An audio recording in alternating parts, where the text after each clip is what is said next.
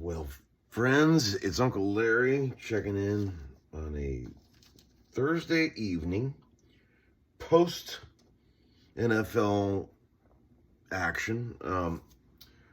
With this, I gotta string this bad boy up. This old Les Paul, which desperately needs some strings.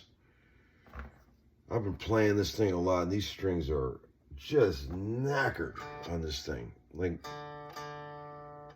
no life left whatsoever. And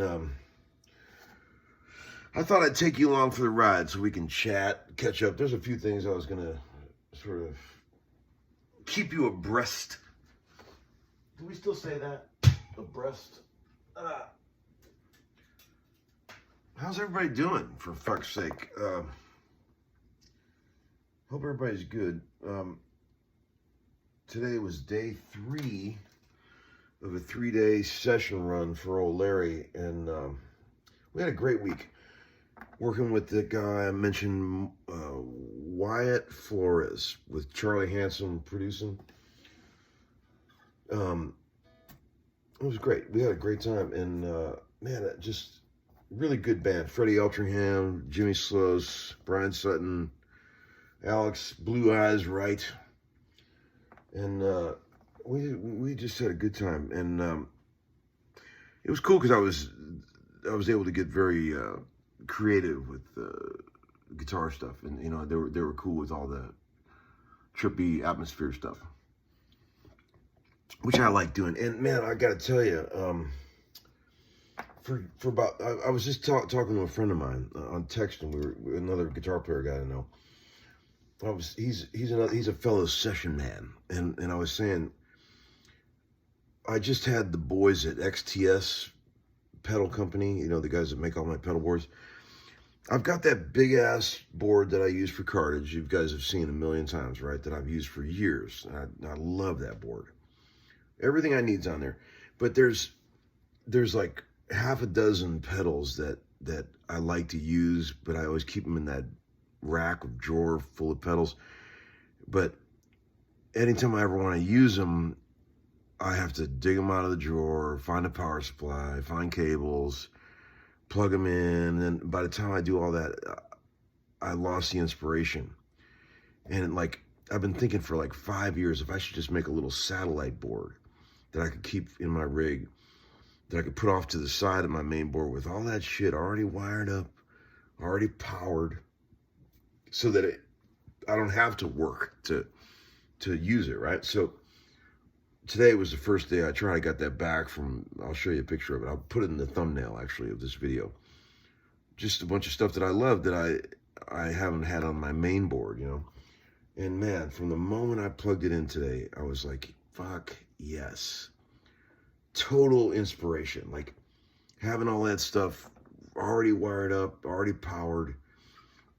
Because we all know that ease and convenience is the key. Like, if you have to work to plug shit up, and like when you're in the studio and you got a creative force going on and you're in the zone, if you have to take 15 minutes to fucking plug some shit in and wire some stuff up and make sure it works, it kills the vibe totally. So just having all this stuff already hooked up is great. And man, I should have done that that was my first thought when I got it cooking, and I was like, wow, this is amazing. I should have done this 5 years ago, but I'm so lazy. I've been putting it off, but I finally did it, and I'm glad. It's just a little sideboard, satellite board that fits into my rack where I keep all my amp heads, and it's got my favorite compressor, that old yellow diamond compressor. It's got the black hole pedal, an old whammy, that trippy telegraph pedal that Jack White uses, you know, I don't even know who makes it, but it looks like a telegraph thing. You hold it down, it goes, it's great. There's an old Phase 90 on there and a looper. It's great, and just fun to have that stuff rocking. So that was fun. That was a big development today. You know, like little things like that make a big difference, because it's all about inspiration. If you got some new gear that's inspiring you to try some new shit, man, boy, it makes it fun, I'll tell you. Because we all get tired of the same old shit. You know, even when you got a rig that you love, if you just use it over and over and over and over, after a while, it's like you get a little bored with it. I'm just saying, you know, because we're musicians and we get bored easy, right? But really cool. So that's exciting. And I want to say a special thank you to the boys at XTS, Barry O'Neill, who is just a wizard. And I appreciate him and his vast knowledge of how to make all this shit work. And all the guys there, Eric and Greg, I love those dudes. Great hang at XTS.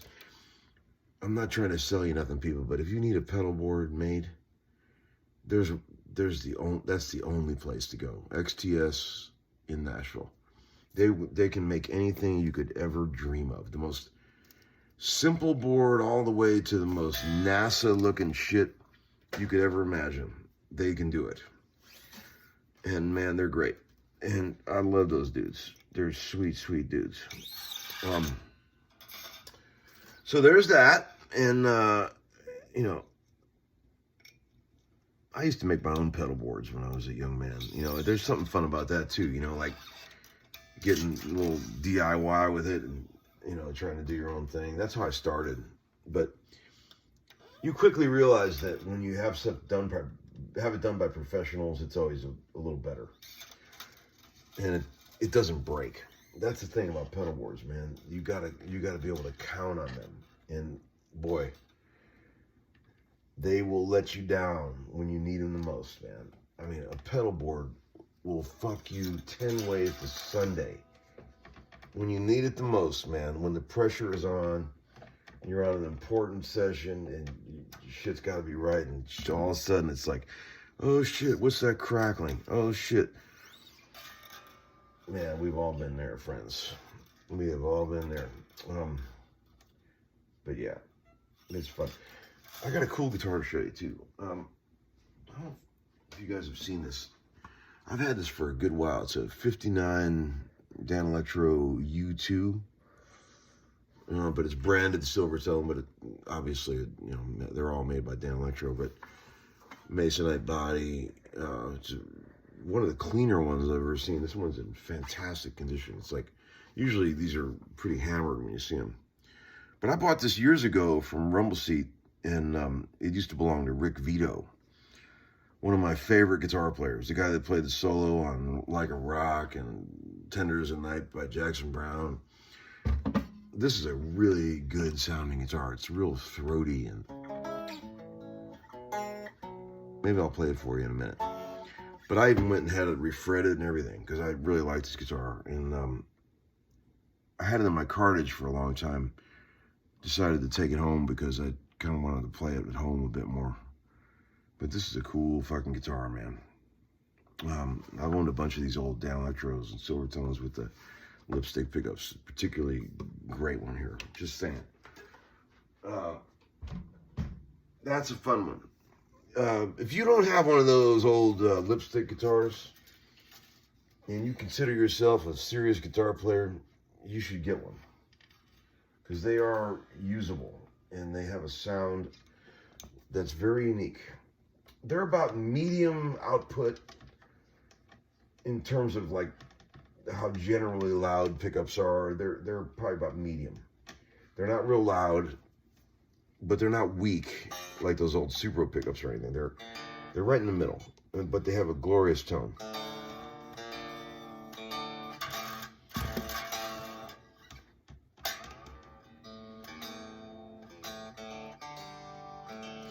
My love affair with this guitar is just growing and growing. I mean, every time I take this thing to work, I love it more and more. This is just such a cool sounding guitar. I love the whole vibe and the way it plays. This is a good one. You know, the frets are the frets that were on it when I first got it. You know, it's been refretted once, but they're a little knackered.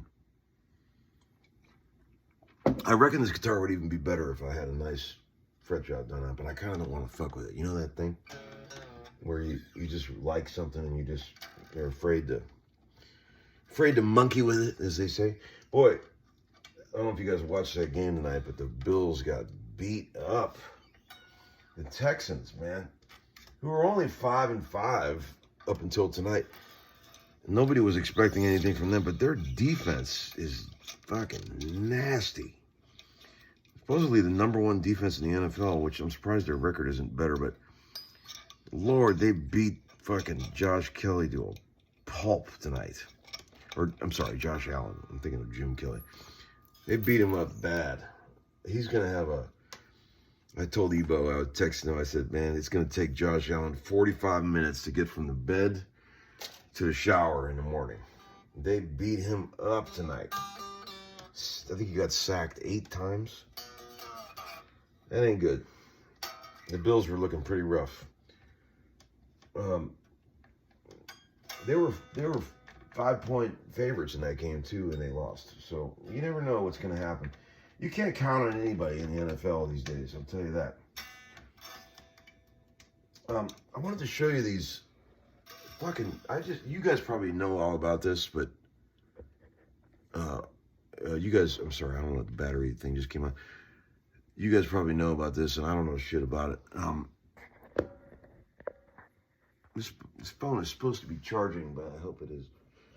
But these straps, man, the Diodario straps, I just discovered these. You guys have probably been using these for years, and I didn't know anything about them, but Diodario makes these, I don't know how to get a visual on this, these locking straps, and you just flip it, and it opens up, and you just put it right on the old, just locking. You don't have to use the old Grolsch beer things that I've been using for years. It just locks on there. Very cool.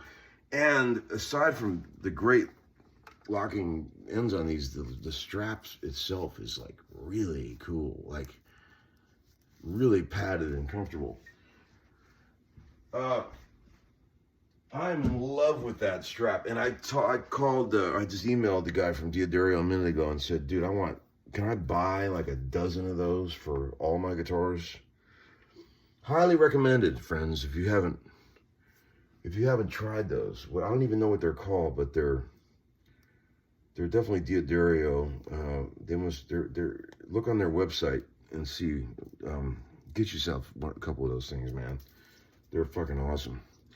See, I'm funny about guitar straps. I don't like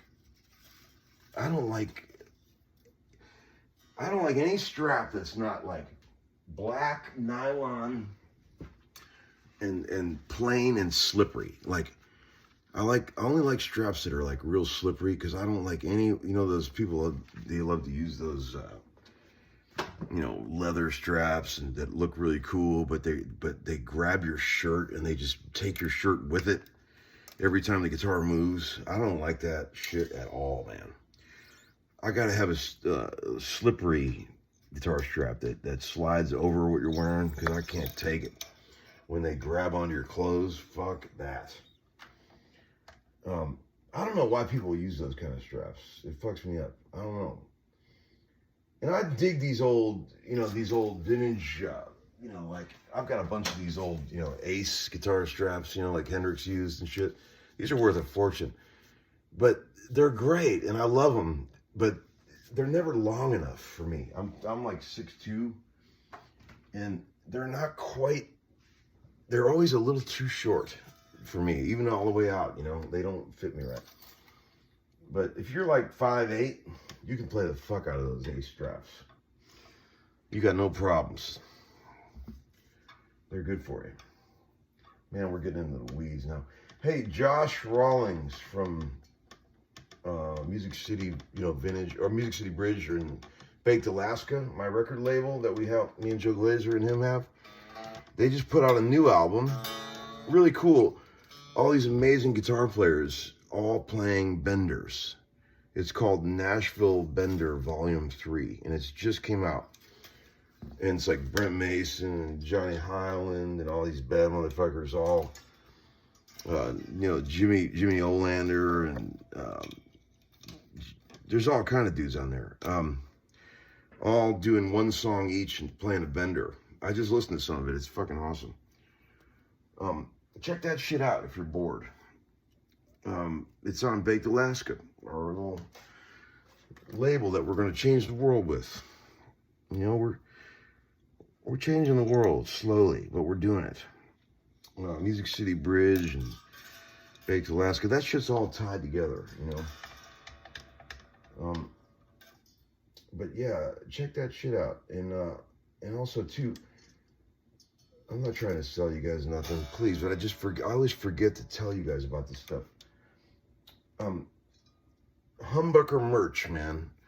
That sweet guy from England, Gavin Bell, has worked his ass off putting together a really cool website where he sells all these new homeschooling t-shirt designs that are really, really cool and very comfortable. So check it out, Humbucker merch. There's like 5 or 6 different kinds of homeschooling swag shirts on there that are really cool.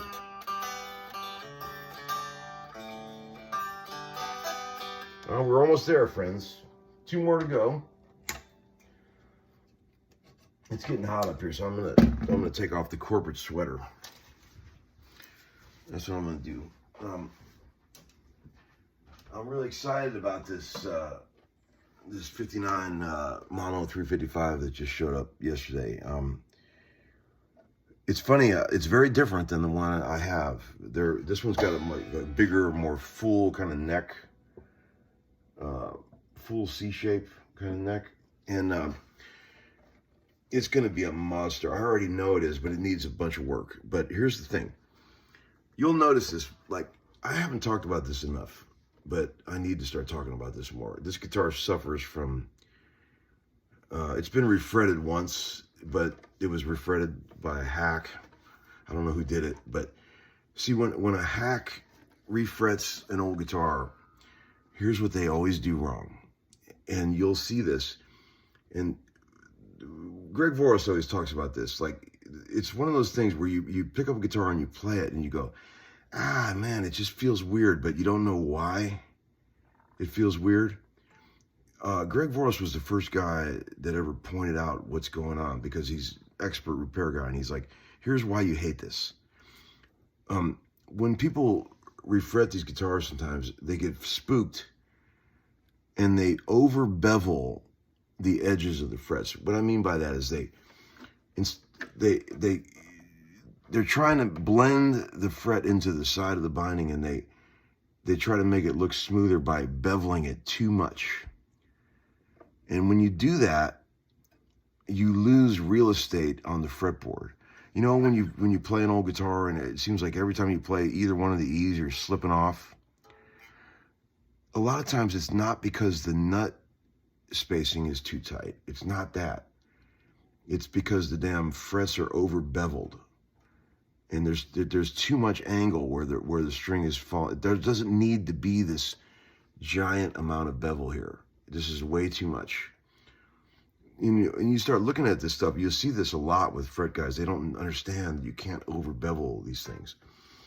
Greg was like the first guy that pointed out, like, if you don't over bevel the frets, then you can get a nice wide nut spacing, which is what we all really want.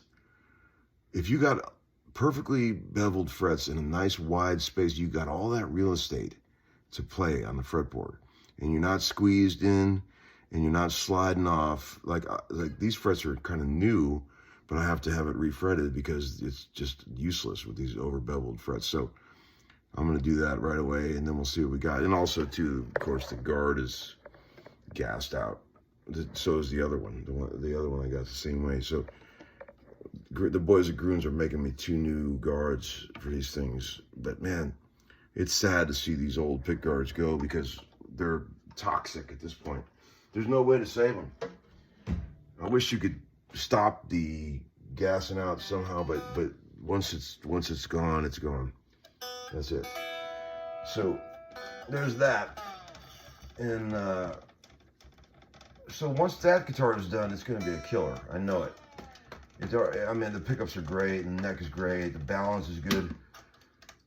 But we got to make these things right, people. You know, I would rather blow the money, go to the wall to make this shit straight. Make it right, because you don't know what a guitar can do until you get it 100% at maximum playability. You just don't know what it can do. Like a lot of people would probably pick up that guitar the way it is and go, yeah, it plays great. But it doesn't play great. It plays okay. It doesn't play great. It's gonna play great. You just know it, man. When you pick up a guitar that's the frets are fucking right, and they've been done by somebody that knows what the fuck they're doing, and the nut spacing is right, you just pick it up and you go, yeah. And you don't even know why it feels so good, but it just feels good. That's how I want all my guitars. And if they don't do that, they're gone. That's it. And I'm all about having less guitars, but have them all completely tricked out and set up perfectly. That's my thing.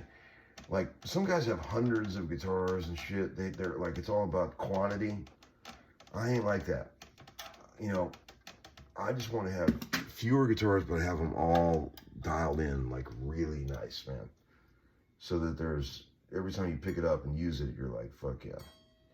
You know what I'm saying? Let me string this bad boy up and plunk it for a second. The kids are sleeping, so I can't play too loud. But I'll give you a couple tasty riffs here.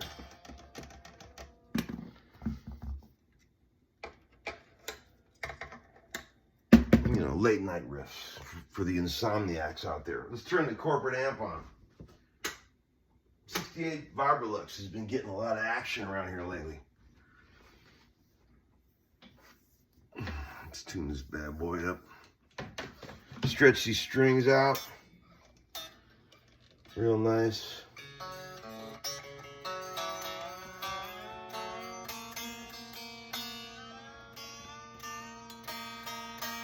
Man, look at your guitars, friends. If there's a guitar you got that's feeling weird to you, and you're like, why don't I like this?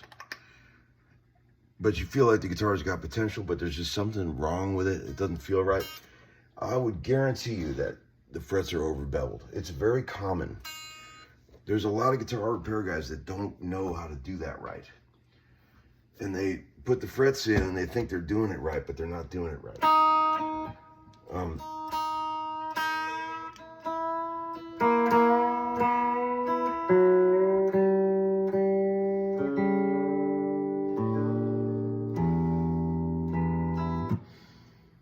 Let's see what we got here. Let's get the string on the actual saddle. That would be nice.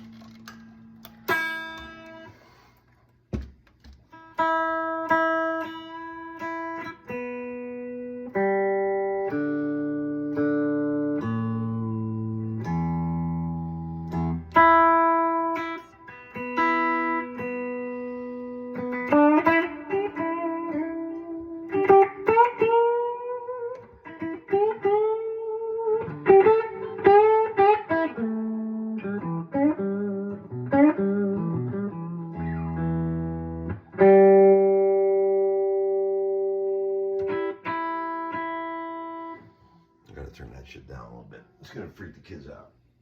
Although they always say they like it. They always say they like it when they can hear the old man up there clunking.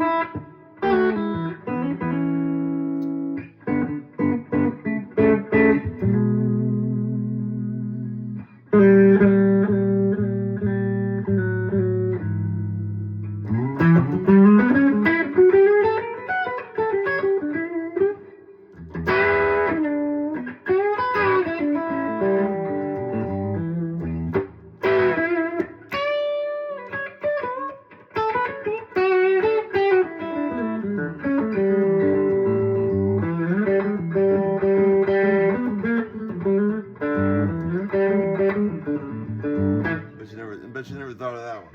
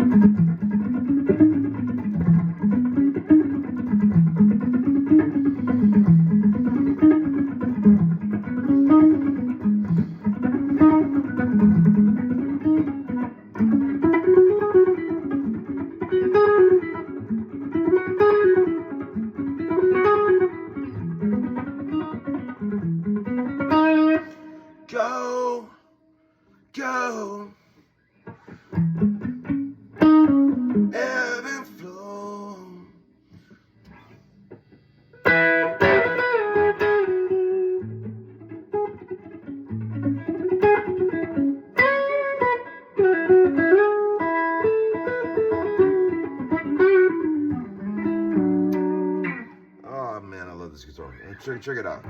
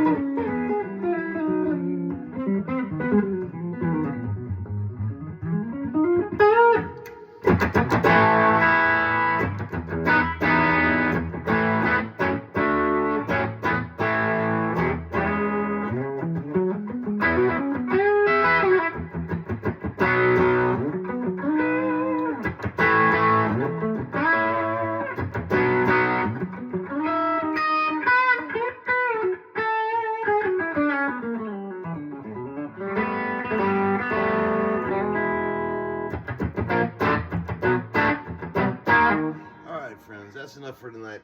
I'll leave you alone. I'll see you next time. Hope you enjoyed the program. Peace out.